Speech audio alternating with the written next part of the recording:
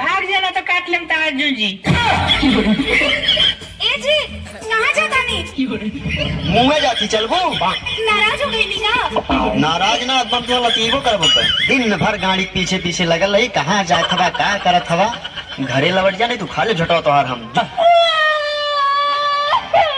मत रो अरे मत रो अरे मित्रो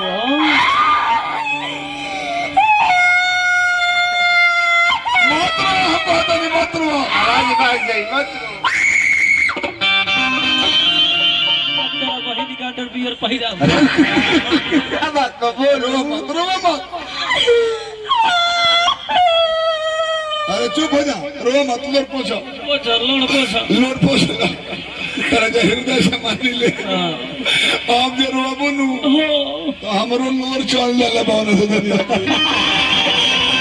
अरे ये बात अब जो रोलू तो लोरे ना भी गो ना टीचर दिख दे। अरे काहे रोत हो? अरे लागो तो कोनो ले ले का हो मोबाइल ले ले बा कौन से एप्पल के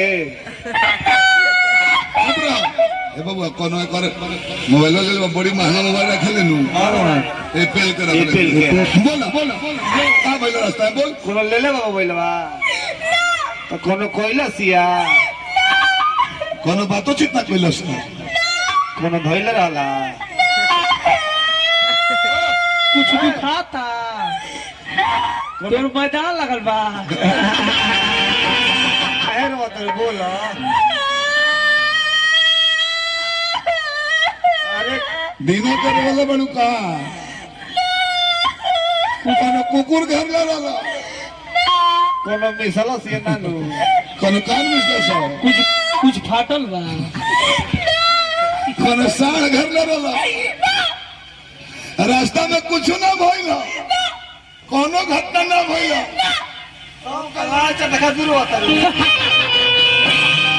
खाती खाती ना क्या बात तो बोलू ए जाए अपना दिल के बात हम केंगे कही और कैसे कही हमरा से काले के मुंह से नु कहबो कि गाड़ी से कहबो ए जाए हमार मम्मी पापा हमर जबरदस्ती शादी सेट करा दिले बड़े लड़का से ना भैंसा से